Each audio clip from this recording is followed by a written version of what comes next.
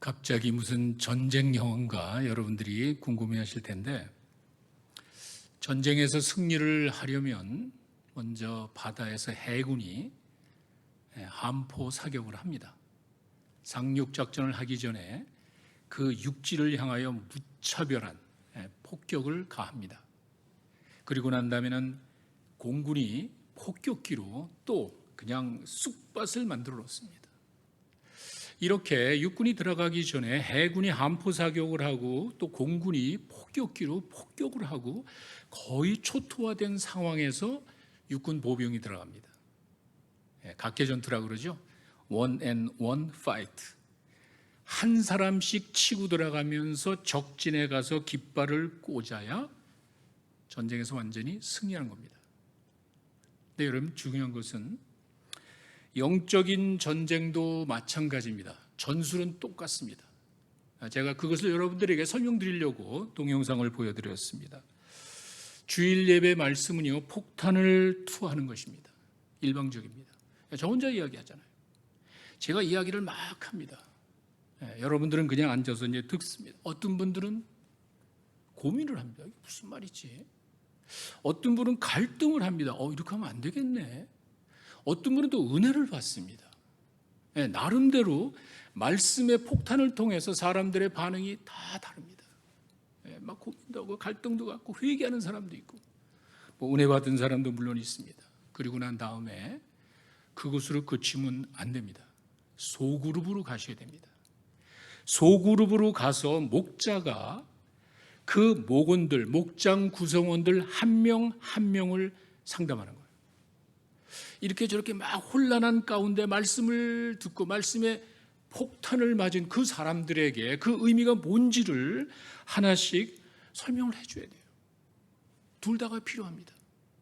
Physical war, 그냥 육체적인 이 전쟁만이 아니라 이 영적인 전쟁에서도 똑같습니다. 이 둘 다가 병행이 돼야 완벽하게 깃발을 꽂고 승리하듯이 한 영혼이 구원받고 성장하는 거예요. 이게 제대로 돼야 돼요. 말로만 영적인 전쟁이라고 이야기하면 안 되고, 그 영적인 전쟁에 대해서 우리가 어떤 전략을 가지고 있는지 여러분 생각해 보세요. 교회가 뭘 해야 됩니까? 폭탄 투하는요, 목사가 합니다. 설교자가 합니다. 제가 지금 여러분들에게 목장에 대해서 이야기하고 그리고는 이제 오후에 제가 자세하게 하나씩 우리 목자들에게 설명을 합니다. 이 폭탄 투하는요, 말씀의 폭탄 투하는 설교자가, 목사가 합니다. 그리고 각개전투는 목자가 합니다. 목장으로 돌아가서 목사님의 그 말씀을 가지고 그 의미가 뭔지 하나씩 풀어서 설명을 해주고, 그들이 궁금한 것과 그들이 가지고 있는 고민과 신앙의 그 힘든 문제들을 가지고 목자가 상담을 하는 거예요. 각 개인 한 영혼 한 영혼에 대한 관심을 가지고 그들과 함께 사역을 하는 거예요. 폭탄 투하와 목사님의 말씀과 각개전투, 이 목자의 사역이 병행이 될 때 그 교회가 안정된, 소위 말하는 건강한 교회가 될 수 있는 거예요. 이게 왜 중요한지 제가 여러분들에게 파워포인트를 하나, 저희 교회 이야기입니다. 제가 하나 좀 보여드리겠습니다.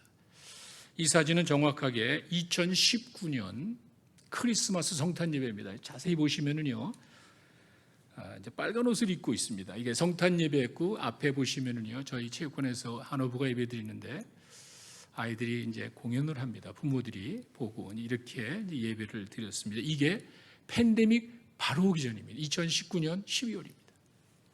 다음 사진을 보시면은요, 이게 최근에 저희 교회 가장 많이 출석한 예배의 장면입니다. 이전 사진과 비교를 하기 위해서 제가 세 번째 슬라이드를 보여주시기 바랍니다. 더 정확한 거는요, 제가 증거로 남기기 위해서 첫 번째 예배 장면과 더 정확하게 팬데믹 기간 동안에 오른쪽에 그 이제 사진은요, 위쪽은 우리 KM 체육관에서 예배 드린 거고, 이 아래쪽에 있는 사진은 본당에서 EM이 영어부가 예배를 드립니다. 10명도 안 나왔습니다. 여러분 한번 생각해 보십시오. 저렇게 수백 명의 예배를 드리다가 10명도 안 되는 소수의 방송위원들만 나와서 저희가 예배를 드렸습니다. 저희가 애들까지 포함하면 평균 한 500에서 한 600명 출석을 매주 축소했습니다. 그런데 10명도 안 나옵니다. 여러분 한번 생각해 보세요. 아무도 예측하지 못했고 아무도 원치 않는 일들을 여러분과 똑같지만 제가 겪었습니다. 처음에 굉장히 걱정했습니다. 이게 하루 이틀, 한두 주, 한두 달에 끝나지 않기 때문에 사실 속으로 굉장히 염려했습니다. 교회가 어떻게 될까? 15,000 스퀘어 풋이 되는 그 건물 2개를 유지해야 합니다.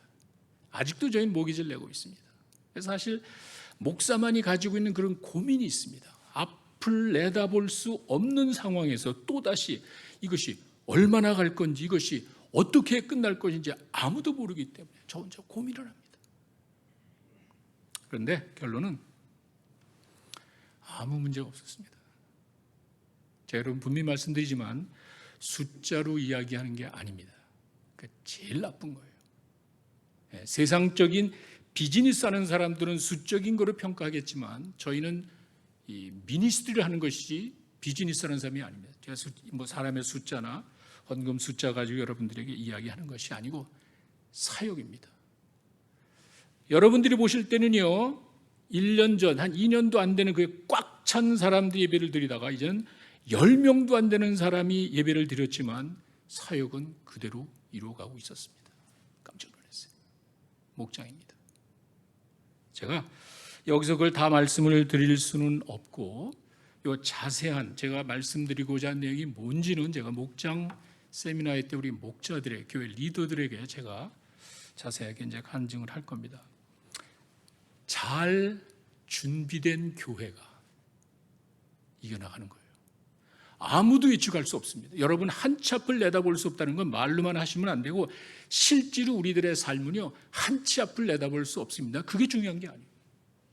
앞으로 어떻게 올 거가 여러분이 다 알 필요도 없습니다. 준비하면 돼. 여러분 준비됐습니까? 그냥 한순간에 되는 게 아니죠. 하나님이 보내시는 거예요. 하나님이. 여러분의 사랑하는 그 딸, 사랑하는 아들, 귀한 자녀들 데이케어 보낼 때 어디로 보내시겠습니까?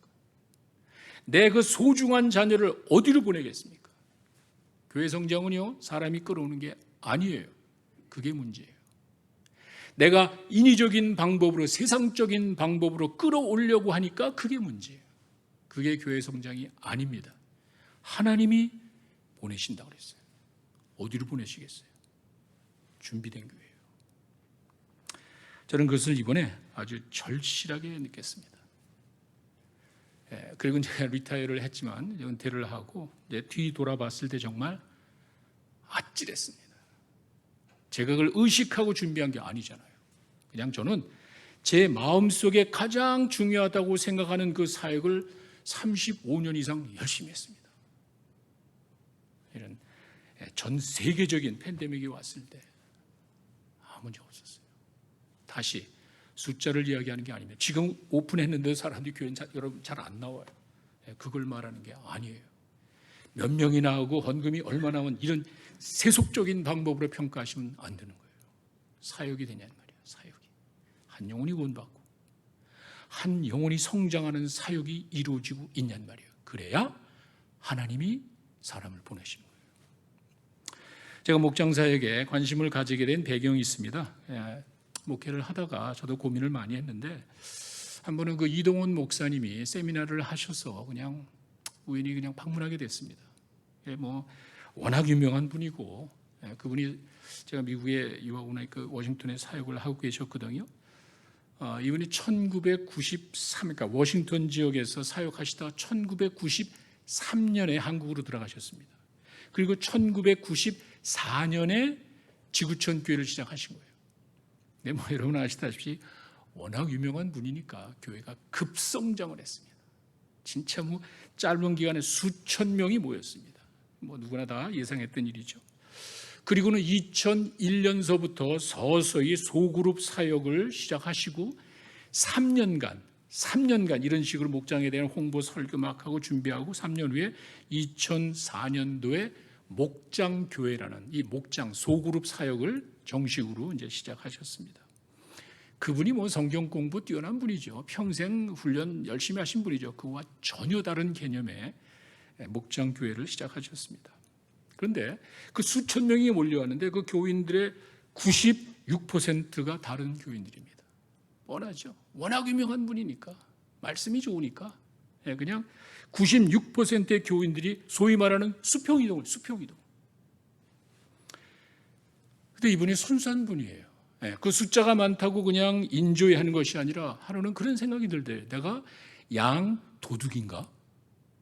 그렇잖아요. 다른 교인들을 내가 하여튼 끌어온 거예요. 나한테 이렇게 온 거 아니에요. 다른 교인들을 다 우리에게 몰려왔으니까 내가 양 도둑이 아닌가? 그리고 실제로 많은 목사님의 비난도 들었습니다. 엄청난 비난 들었습니다. 한 영혼을 구원시켜서 교인으로 만드는 것을 말로만 했지 실제적으로는 그것이 이루어지지 않았다는 거예요. 이분이 이제 그 문제를 가지고 이제 고민했는데 놀라운 사실은 그 교인들 가운데 정확하게 분명하게 구원의 확신을 가진 교인들은 10%도 안 됐답니다. 그 수천 명이 와서 앉아 있지만 10%도 되지 않는 제뉴인 크리스천들 생각해 보십시오. 어느 정도 예상을 했지만 그 정도인지는 몰랐답니다.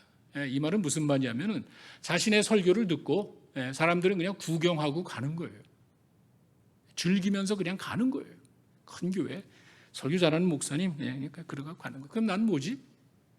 이동훈 목사님이 고민하는 게 그냥 연극 배우 같더래. 연극 배우. 사람들 앞에서 재미있게 쇼를 하고 사람들은 즐겁게 그걸 보고 마치 운동장에서 경기를 할 때 그냥 사람들이 열광을 하고 경기가 끝나면 말없이 슉 다 빠져나가요. 그렇게 텅 빈 운동장을 바라보듯이 예배당을 바라보면서 고민을 했답니다. 야, 이렇게 해도 되나? 사람들을 즐겁게 하고 사람들을 만족시키는 건 있었지만 구원받는 영혼이 없잖아요. 다시 그 사람들이 만족하고 즐기는 것은 좋겠지만 삶의 변화가 없잖아요. 무슨 의미가 있냐는 말이에요. 목사는 그런 의식이 있어야 돼요. 교회가 그런 의식이 있어야 되는 거예요. 그저 한두 사람 끌어모으기에 바빠서 인위적인 인간적인 수단을 동원하고 뭐 전부 교인 동원하고 뭐 밀가루 주고 과자 주고 뭐 설탕 주고 가지 말고 그렇게 숫자 가지고 자랑하고 할렐루야 하나님께 영광 돌리고 그런 소리 하지 말고 이 목사가 교회가 의식이 있어야지. 사람들이 만족하고 즐기고 사람들이 많은 건 있지만 그 교인들의 삶 속에 삶의 변화가 없다면 이게 무슨 의미가 있냐는 말이에요. 난 연극 배우잖아. 사람들이 쇼 보고 그냥 가는 거고 무슨 의미가 있냐. 그런 고민을 해야 되는 거예요. 그래서 이제 그분이 내가 이렇게 양의 도둑이 돼가지고 주님 앞에 섰을 때 사람들에게 뭐 칭찬을 듣고 뭐 인정을 받았을지 모르지만 이게 과연 옳을까? 이런 생각을 그분이 하신 거예요. 그리고 이분이 목장교회를 시작을 했습니다. 네, 여러분 뭐 잘 아시다시피 이동훈 목사님 정도라면은 소그룹 목장교회를 하지 않아도 교회는 성장합니다. 성장했습니다. 교회 성장이 목적이라면요 굳이 이거 할 필요가 없습니다. 왜? 힘들어요. 엄청 힘듭니다. 세상에 쉽게 성취되는 일 없죠. 그러나 it's worth it. 가치가 있는 거예요. 그분이 힘들지만 교회 성장이 목표가 아니라는 거죠. 교회 숫자를 넓히는 것이 아니라 정말 한 영혼을 소중히 여기고 그 사람을 성장시키는 일에 가장 적절한 사역의 도구가 뭘까? 소그룹이라는 거예요. 확신을 가진 거예요. 평생 목회하셨고 공부하신 분이니까 잘 아시겠죠. 하진 않은 거예요. 이 목사님의 표현에 의하면 구경꾼을 줄이고 하나님의 일꾼을 늘리기 위해서 목장 사역을 했답니다. 구경꾼을 줄이고 하나님의 일꾼을 늘리기 위해서 목장 사역을 하신 겁니다. 사실 단순히 수적인 성장이 목적이라면은 이거 안 하는 게 좋습니다. 오히려 제대로 하면은요 힘들어서 다 도망. 왜? 편하게 앉아서 예배 드리면 되는데 뭘 자꾸 일을 하라 그래? 그렇잖아요? 요즘 사람들이 그래 일하려고 합니까? 헌신하려고 합니까? 안 하죠. 그 한 영혼이 소중한 말로만 떠들지 정말 실제로 한 영혼이 소중히 여기는 일을 누가 하냐는 말이야. 그러니까 하나님의 역사가 없는 거예요. 그러니까 인간적으로 만족할지는 모르지만 하나님의 기적 같은 은혜가 없는 거예요. 왜? 내 힘으로 하니까.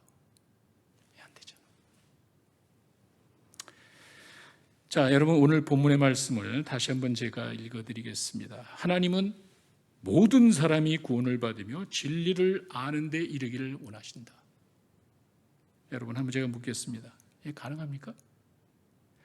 하나님은 전 세계 모든 사람이 구원받으며 전 세계 모든 사람이 영적으로 성장하기를 원하신다. 가능한가요? 말도 안 되죠. 절대로 안 되죠. 전 세계 수십억 개수 있는 어떻게 그 사람 다 구원받고 어떻게 그 사람들 다 신앙이 성장하냐는 말이에요. 여러분 실제 샬롯에 있는 모든 한인들 우리 한교회 다 구원받기를 하나님이 원하신대. 아니 여러분 교회도 교인들이 많잖아요. 그분들이 다 구원받기를 하나님이 원하시는데 다 구원받게 할 수 있습니까?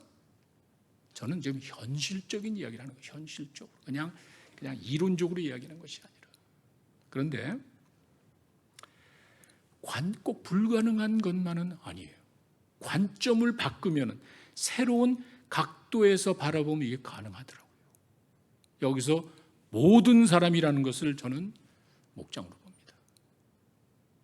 모든 사람이 다 구원받는 것을 샬롯 열린교회 전 교인이 아니라 수백 명 전 교인이 아니라 이 샬롯에 사는 한인들 수천 명이 아니라 목원에 들어가 있는 목장 구성원, 목원들, 다시 하나님께서는 우리 목원들이 다 구원받고 그들이 다 성장하기를 원하신다. 가능하지 않겠어요? 현실적으로 현실적으로 10명도 안 되는 이게 목장 식구들이 많으면 안 돼요. 인간적이야. 그렇게 하면 안 돼요. 10명 이내로 해서 예수님도 제자 12명 했잖아요. 제가 이제 다 말씀드린 하여간 그 소수의 인원들을 보면은 가능하지 않겠어요? 이렇게 목표 가능한 방법으로 여러분 일을 하셔야 돼요. 우리가 전 세계 복음을 해나 나갑시다. 어떻게 해 그걸? 이거 뭔들 다 우리 한 영혼 다 구원받고 이들이 다 구원 성장하도록 합시다. 할 수 있잖아요. 전 그거를 목장 사역의 비전으로 봅니다. 전 그렇게 사역을 했어요. 모든이라는 말을 이제 그런 식으로 제가 해석을 했습니다. 그런데 한 가지 짚고 넘어갈 게 있습니다. 아니 본문의 말씀은 사실은 디모데전서 2장은 기도에 관한 말씀입니다. 2장 1절로 가시면은 모든 사람을 이렇게 기도해라는 이제 그렇게 이제 성경은 항상 이 텍스트는 본문은 컨텍스트 문맥에서 이해를 해야 돼요. 왜 이런 말이 나오냐 그 배경은 모든 사람을 위해서 다 기도해라. 그리고는 2절로 가면은 그 모든 사람들을 이야기하는 게 높은 지위 있는 사람이래. 임금들 뭐 이렇게 얘기하잖아. 그러니까 여러분 한번 그 당시 생각. 로마 제국 밑에서 자기들을 핍박하고 어렵게 만드는 그 권력 가진 자들을 위해서 기도하래. 그리고 3절로 가시면 그게 하나님 앞에 옳은 일이래. 그렇게 해야 된대. 그리고는 오늘 본문 4절로 넘어갑니다. 4절로 넘어가셔서 그렇게 모든 사람들을 심지어 나를 괴롭히고 나를 힘들게 하고 박해하는 로마 제국의 권력 가진 그런 사람들까지도 기도해야 되는 이유는 하나님이 모든 사람이 다 구원받기를 원하신다는 거예요. 그거예요. 확실하잖아요. 우리가 기도할 때 이 사람은 되고 이 사람은 안 되죠. 기도 응답이 안 되는 거예요.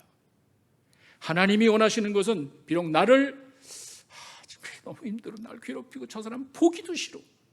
그런데 하나님은 그 사람도 사랑하시고 그 영혼도 구원받기를 원하신단 말이에요.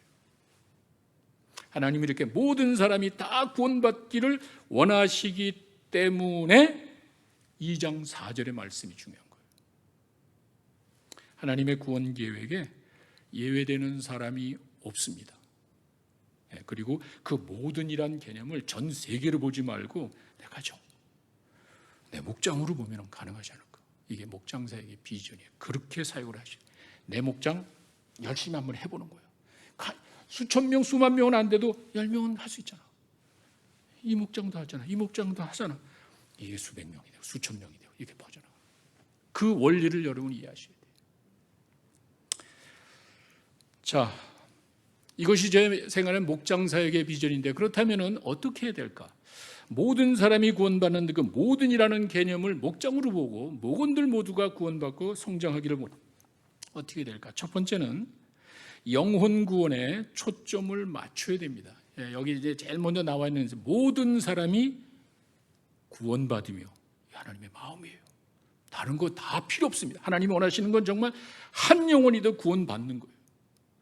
이거는요 우리 교회가 가져야 될 가장 고귀한 소중한 사명인데 이렇게 생각하는 교회가 얼마나 됩니까? 여러분 한번 솔직히 생각해 보세요. 교회가 정말 한 영혼에 관심 가지고 있습니까? 그러면은 뭐 하는지를 보면 돼. 말로는 한 영혼 구원받고 이 사람들이 주님 앞에 인도를 원한다고 하지만 그 교회가 뭘 하냐는 말이에요. 거의 없어요. 말로는 그렇게 하고 교회니까 그런 이야기는 할지 모르지만 구체적인 방법이 없단 말이에요. 제가 이렇게 여러분에게 말씀드리는 것은 한 영혼이 구원받는 거는요, 자그마한 공동체 안에서 내 개인의 필요와 개인의 돌봄을 통해서 개인의 필요가 채워질 때 사람이 바뀌는 거예요. 이건 제 30년, 40년 목회 결론입니다. 절대로 앉아가지고 형식적인 관계에서는 사람이 바뀌지 않습니다. 신앙은 관계예요. 하나님과의 관계고 인간도 관계 아니에요? 하나님과의 신앙 고백, 이 관계에 의해서 하나님과 나의 관계가 이어지고 그 관계 속에서 변화가 일어나는데 수백 명, 수천 명 앉아있는 자리에서 무슨 관계가 이루어지냐는 말이에요. 형식이지. 잘못된 게 아니에요. 그게 뭐 틀렸다는 것이 아니에요.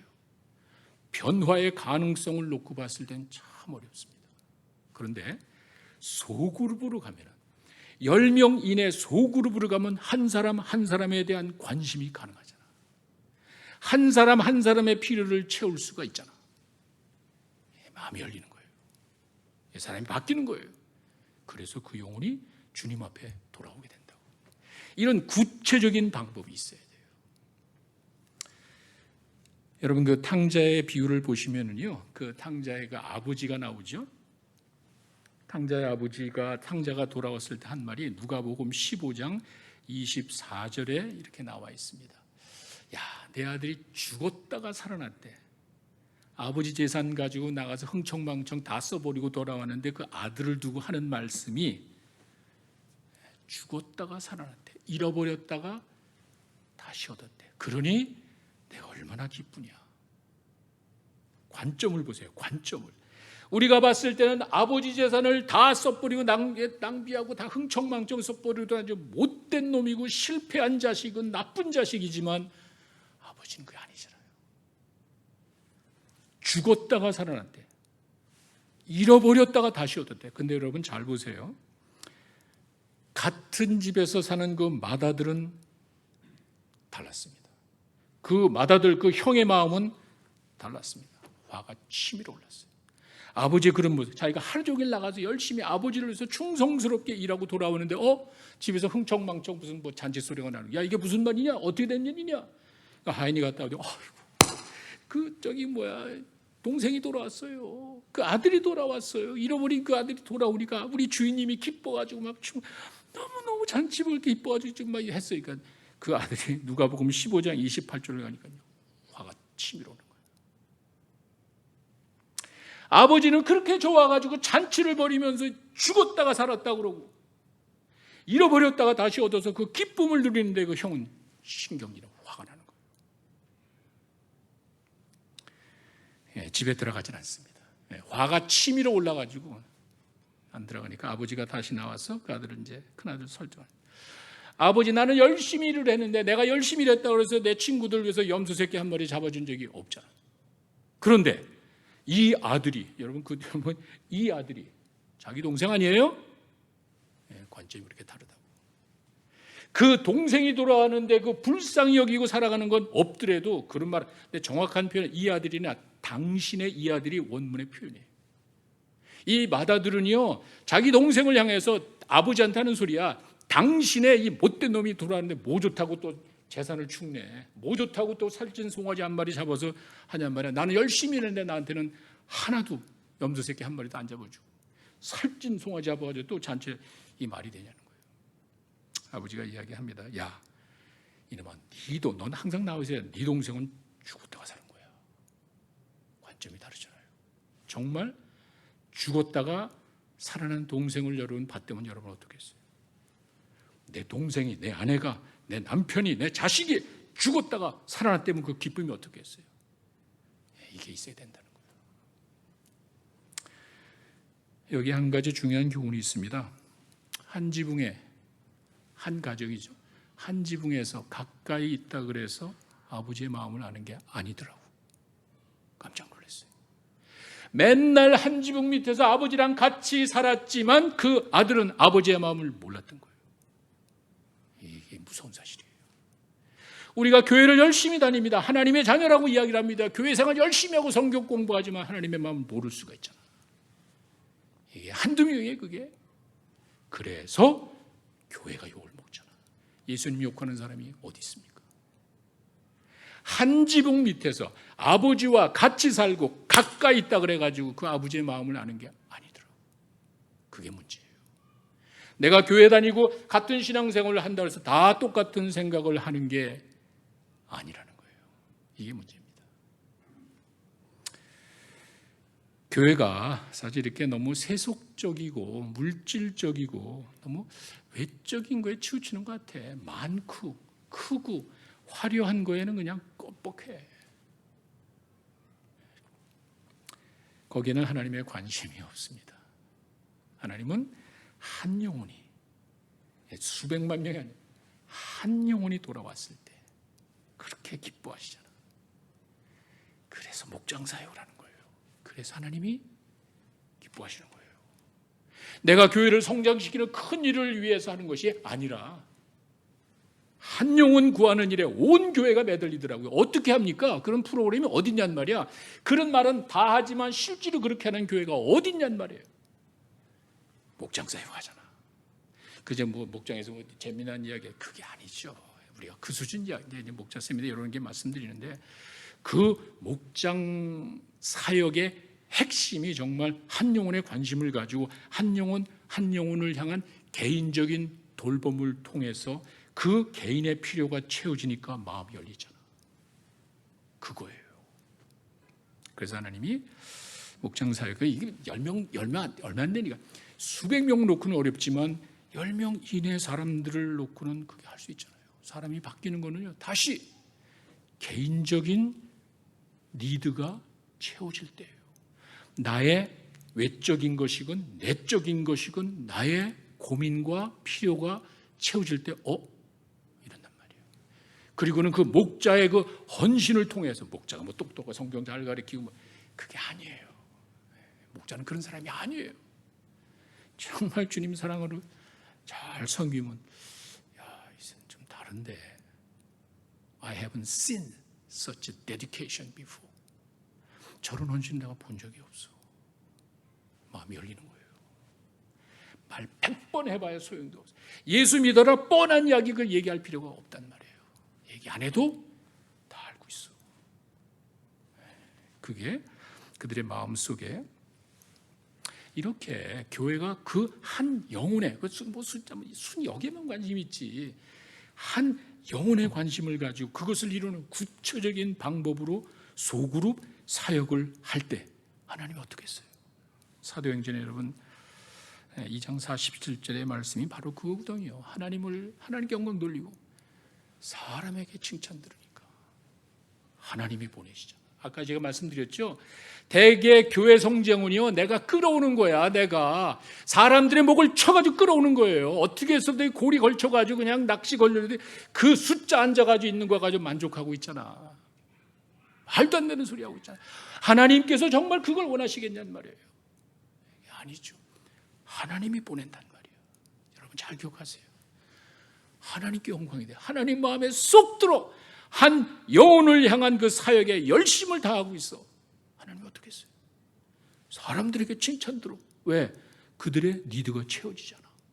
하나님의 말씀을 통해서 그 말씀을 순종하며 지역에 있는 사람들에게 그 예수님의 사랑을 전하고, 모르겠어요. 예루살렘 교회에서 여러분 샬롯 교회 같이 반찬 나누기를 했나? 이게 그냥 하는 게 아니란 말이에요. 두고 보세요. 이렇게 사람들의 필요가 채워지고 하나님의 영광이 드러나니까 어떻게? 하나님이 보낸다는 거야. 하나님이. 그게 교회 성장이에요. 인위적으로 인간적으로 하는 게 아니란 말이에요. 목장사역의 비전은 모든 사람을 목원으로 보고 우리 목원들이 다 구원받을 수 있도록 한 영혼에 초점을 맞추는 거예요. 누가 기뻐하죠? 이분이 기뻐하시잖아. 된 거 아니야. 또 하나, 두 번째 목장사역의 비전은 영적인 성장에 초점을 맞춰야 됩니다. 진리를 아는데 이르기를 원하신다. 이게 뭐죠? 영적인 성장이에요. 근데 정말이지 이게 문제인 것 같아. 우리 한국 교회는 뭐 구원받은 영혼들 많은 것 같아. 부흥회도 하고 여러 열심히도 하는데 문제는 그 거듭난 그게 지금 어린아이 다 애를 길러봐서 알잖아요. 지금 갓 태어난 아기를 놓고 한 번도 또 거들떠 본 적이 없어. 그러니까 지 멋대로 자라는 거야. 대부분 죽고 지 멋대로 막 거칠어져. 신앙이 거칠어. 막 너무 이게 문제예요. 진리를 아는데 이르기까지 하나님의 말씀으로 성숙하게 자라는 모습이 없단 말이에요. 제가 이거 그냥 비관적으로 한 얘기가 아니라 그러면 그 영적으로 성장하기 위해서 교회에서 뭘 하냐. 항상 그걸 보셔야 돼요. 영혼 구원에 그 교회가 뭘 하냐는 말이에요. 그 진리를 영적인 성장을 위해서 그 교회가 뭘 하냐는 말이에요. 목장이잖아. 한 사람 한 사람에 대한 관심과 그 니드를 채워주고 그 사람들의 필요를 채워주니까 성장하지 않겠어요. 아기를 키우신 분들 이쁘잖아. 아기 태어나면 여러분 내 품 안에 있으면 얼마나 이뻐. 자라지가 않아. 생각해 보세요. 내가 갓 태어난 아기를 껴안고 막 입에다가 뽀뽀를 하고 어쩔 줄을 모르는데 이놈이 자라질 않네. 기쁨이 근심이 되는 거예요. 그렇지 않겠어요? 구원받은 영혼이 말씀으로 성장해서 일꾼이 돼야지, 건강하게 또 재생산할 수 있는 성숙한 건강한 크리스찬이 돼야지 그냥 가만히 있잖아. 이거 제 이야기가 아닙니다. 히브리서에 가시면은요 5장 12절에 유대인들을 향한 거예요. 이제 유대인으로 보시고 이런 말씀 들어보세요. 자, 때가 유대인도 오래됐죠. 하나님 말씀 수천 년의 역사를 가지고 있잖아. 하나님 말씀을 받은 게. 그런데 너희가 마땅히 선생이 되어야 돼. 너희가 다시는 하나님의 말씀에 초보에 대해 누구의 가르침을 받아야 할 처지니 단단한 음식은 못 먹고 젖이나 먹고. 좀 이렇게 좀 어려운 이야기 듣기 싫어. 이게 별로, 이건 다 걸러내고. 우유가 얼마나 좋아. 쪽쪽쪽 이 단소리 내 귀에만 이렇게하니 그 성장이 되냔 말이야. 예수 그리스도를 통한 구원의 계획은 거절하고 내가 인간적인 노력으로 인간의 행위로 하나님 앞에 의롭다움을 받으려는 그 사람들을 향해서 이런 식으로 얘기한단 말이에요. 근데 혹시 이게 내 모습이 아닌가? 여러분 한번 생각해 보세요. 내가 신앙생활한 지 얼마나 오래됐어? 내가 신앙생활한 지 10년, 20년 됐는데 내 열매가 뭐지? 내가 정말 한 영혼 관계 언제지? 내가 정말 사람들에게 복음 전할 수 있나? 상담할 수 있나? 여러분 내 스스로 한번 여러분 생각해 보세요.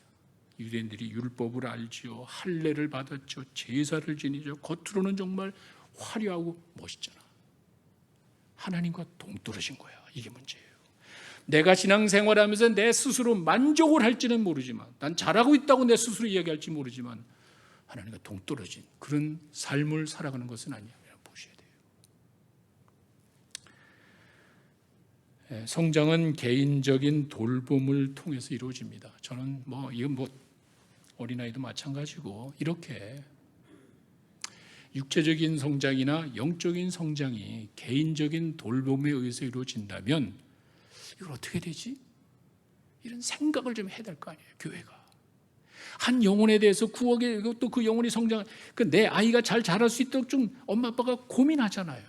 교회가 좀 그런 고민을 해줘야 될 거 아니에요. 목장이란다, 목장. 제가 그 목장이 만병통치까지 얘기하는 것 같지만 여러분 하여튼 목자들에게 제가 간증을 할 겁니다. 자그마한 소그룹 공동체에서 개인의 관심, 개인의 필요 이것이 채워졌을 때 그들의 마음이 열리고 구원받고 변화되는 역사가 이루어지는 건 당연하잖아요. 그래서 소수로 사역을 하는 거야. 예수님이 또 그래. 예수님이 수천 명 오병이어기죠 이런 거 수천 명이 막 몰려오고 그러지만 예수님 도망가잖아요. 그리고는 예수님이 12명을 세우셨습니다. 예수님 교회 개척한 적이 없습니다. 교회 하나 개척하시지 않았습니다. 그리고 12명을 세우는데 마가복음 3장 14절에 가시면은요 예수님께서 12명을 세우시고 이런 이야기를 했습니다. 12명을 세우는데 자기와 함께 있게 하시고 자기와 함께 있게 하고 또 보내서 전도하고 이 두 가지입니다. 잘 기억하세요. 목장에는요 함께 있다 한다는 것은 뭐냐면은 이 돌봄의 공동체를 돌봄의 함께 있어야 돌볼 수가 있잖아. 그리고는 또 두 번째는 전도, 내보내서 전도한다는 거는요, 사역에 그냥 끼고 있는 게 아니야. 이쁘다고 항상 내 품에 있는 게 아니라 자라서 성장해서 일을 할 수 있게 만들어줘야 돼.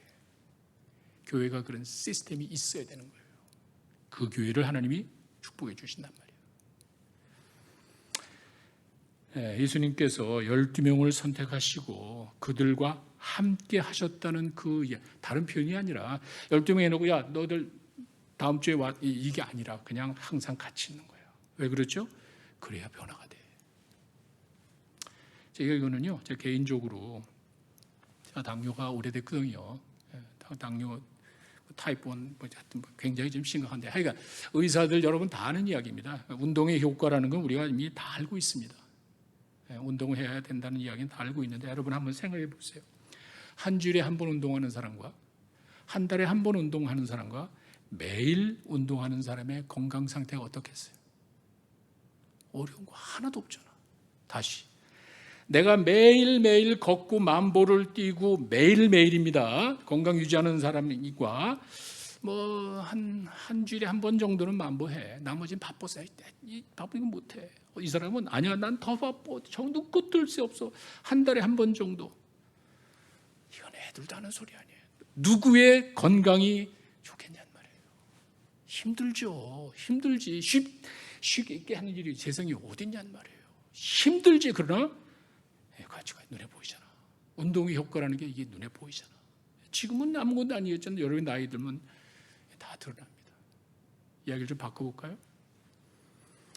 매일 만나는 사람과 한 주일에 한 번 만나는 사람과 한 달에 한 번 만나는, 1년에 한 번 만나는 사람, 누가 더 친하겠어요? 누구에게 여러분 마음을 털어놓으시겠습니까? 이 세상에서 저하고 제일 가깝고 제가 속속들이 나를 다 알고 내 마음을 이해해 주는 사람은 우리 집사람밖에 없어요. 왜? 24/7 같이 있잖아. 내가 우리 조 목사님 뭐 정말이에요. 참 훌륭한 분이에요. 내가 그냥 한 소리가 아니야. 참 보기 드문 순수하고 아이디어나 행정이 뛰어난 분이에요. 그러나 가끔 만나잖아. 내가 또 관계는 있지만 그 관계가 뭐 그거 아니잖아. 저희 집사람은요 24/7 나를 다 알고 있어. 딱 보면은 내 눈치 다 알고 있어. 목장 사역은요 바로 그거야. 그냥 형식적으로 하려면 그냥 대충 하면 돼. 저희도 그랬어요. 힘들어가지고 목사님 그냥 뭐 힘들다 그래서 2주로 연기했어요. 2주에 한 번씩 하자. 이것도 이게 쉽지 않아. 미국 사람이 그렇잖아. 다 뭐 두 양쪽에 다 돈 벌여. 그러니까 또 이제 할 수 없이 또 한 달에 한 번 동기였어. 근데 뭐냐면 모임은 똑같은 이야기야. 목장 모임 빨리 오는 것 같아. 한 주에 한 번 모일 때나 한 달에 한 번 모일 때나 목장이 왜 이렇게 빨리 오래? 근데 충분히 이해를 해. 그러니까 중요한 거는 자주, 그러니까 예수님이 이렇게 함께 하셨다는 그 의미를 뭐 가르치는 게 아니에요. 예수님 뭐 커리큘럼 가지고 한 게 아니거든. 같이 있으면서 삶으로 보여주는 거예요. 여러분 12제자의 그 모습들은요 참 어려워요. 어색한 공동체, 어색한 이 사람들이 하나가 된다면 베드로 같은 거친 사람이 있죠. 뭐 세리 마태는요 유대 사람들이 싫어하는 민족이야. 싫어하는 사람이야. 그러니까 뭐 잘난 체 않은 뭐 나다나엘, 뭐 의심 많은 도마, 우리가 이야기는 많이 하잖아. 예수님 팔아먹은 유다. 어떻게 이 사람들이 하나가 될 수 있냐는 말이에요. 특별한 방법이 없어요. 같이 있으면 돼. 예수님 보고 배우는 거예요. 우리 아이한테 뭐 내가 커리큘럼 가지고 가르쳐서 우애가 저 닮아갑니까? 그런 거 아니잖아. 그냥 애들이 그냥 보고 배우는 거예요. 예수님의 그런 그 방법을 여러분들이 이해를 하시고 우리가 하나님을 믿는 사람들이라면은 정말 하나님을 믿는 사람들이라면 하나님이 뭘 원하시지? 이건 한 번쯤은 생각해야 돼요. 그게 삶의 목적이야. 그 목적 때문에 하나님이 여러분들을 붙들어 주신단 말이에요. 내가 하나님의 자녀가 되었는데 내 마음속에 하나님이 하나도 없습니다. 내가 잘 되는 거. 하나님을 이용해서 내가 잘 되기를 바라고 있지 하나님이 원하시는 거 신경 쓴 적이 없단 말이에요. 이게 문제야. 대부분이 그래. 근데 나는 구원받은 하나님의 자녀고 하나님을 믿고 따르는 사람이 그러다면 하나님이 뭘 원하시지? 한 번쯤 생각해야 되잖아요. 하나님 모든 사람이 다 구원받게 원하신대. 그럼 이거 어떡하지? 속으로 우리 가정, 목장을 요건 한번 해볼 수 있겠다. 왜? 소그룹 세팅에서 개인적인 관심이 가능하고 그 개인적인 돌봄이 이루어지니까 그 가운데 삶이 변화되더라고요. 그 자세한 내용은 이제 오후에 제가 해드리겠습니다. 이렇게 우리가 믿고 따르는 하나님은 모든 사람이 다 구원받고 모든 사람이 다 영적으로 성장하기를 원하십니다. 목장에서 가능한 거예요. 하나님 우리 목원들이 다 구원받고 목원 다 성장하기를 원하십니다. 이게 목장 사역의 비전입니다. 목장 사역은 목원들 모두가 다 구원받고 목원들 모두가 다 영적으로 성장하는 것입니다.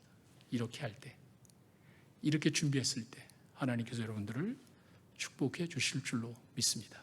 기도하겠습니다.